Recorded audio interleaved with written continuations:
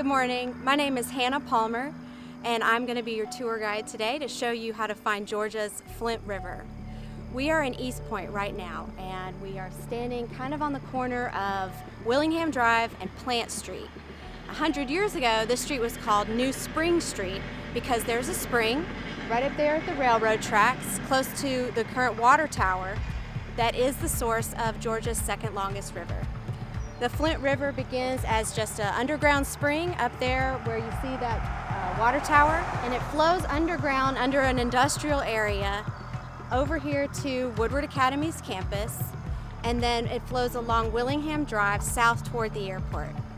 We're going to go on a trip and we'll take some stops to see where the river emerges. At this point, calling it a river is generous. It looks more like a creek. It's just a very small stream winding its way south. But by the time we get to the airport, it's grown significantly, and then it's joined by other tributaries and becomes a much larger river by the time we're on the other side of the airport. So we call this project Finding the Flint because nobody would know that the river starts here. We had to do a lot of historical research to actually determine the source of the Flint River. But once you've come on this tour with us, you'll be able to say, I found the Flint, and tell your friends where Georgia's second longest river begins.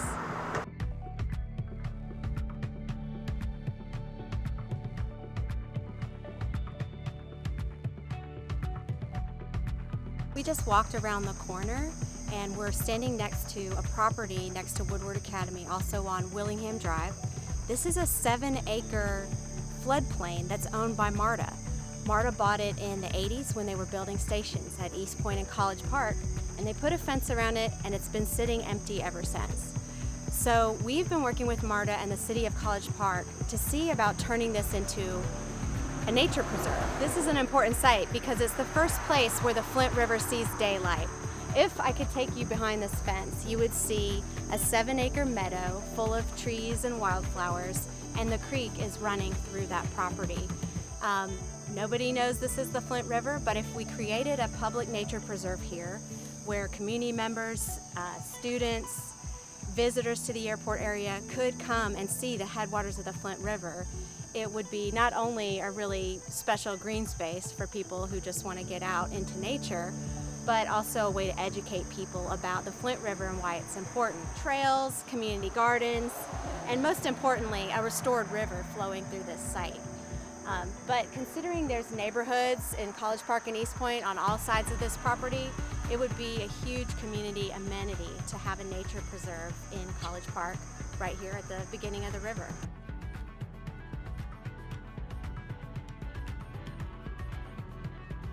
Flint River flows along Willingham Drive, and it looks like a ditch. It's just full of frogs, little fish, bugs and critters, and wildflowers. It's just kind of a hidden gem meandering along the side of the road. Vision of this important road that connects all the Tri-Cities, trails, a bike trail, and pedestrian sidewalks. So makes this whole corridor a more livable place for the people who live here, but also draws attention to this asset that's hidden along the side of the road.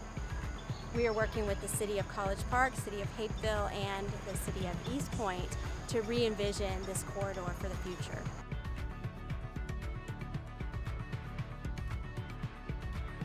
This is what the river looks like right before it enters that culvert and goes underneath the airport.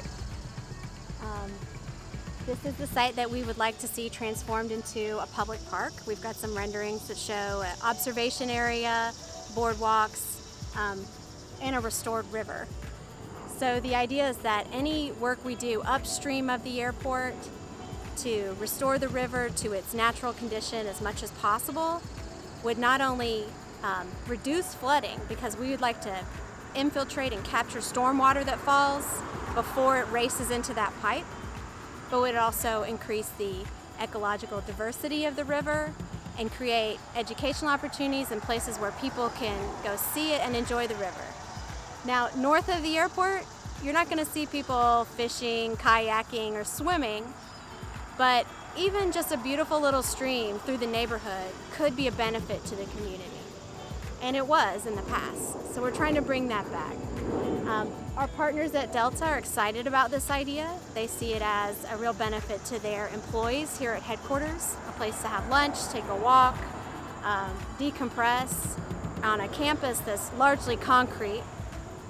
And City of Hapeville is also excited about this because it starts to connect some of the activity from Main Street on down to the airport. And as I said, right now the world's busiest airport does not have an observation area. There's not a public place, particularly a green place, where you could stop and let your kids run around and look at the activity at the airport. So we see a lot of different ideas coming together on this site. It starts with the river, but it ends up benefiting the community and the business community as well.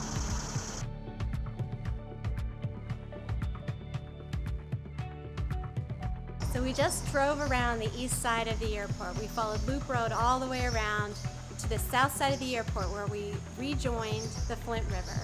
At this point, the river has emerged from the pipes underneath the runways. It's come up under I-285, and now it's flowing freely. We are in Clayton County. We're under the bridge that is carrying Forest Parkway. So from here, the river is wild and free. It's free flowing all the way through Clayton County, Fayette County, all the way down to Florida from here. And it's starting to get bigger and bigger. It's going to be joined by Mud Creek and Sullivan Creek and other tributaries. And it's no longer going to be contained in a pipe, but it's still totally inaccessible. In order to see the river, we had to creep down under this bridge. There's not a park, there's not a trail, and there's not a sign saying this is Georgia's Flint River. We want to change that. We see a lot of potential for parks, trails, and green spaces along the river.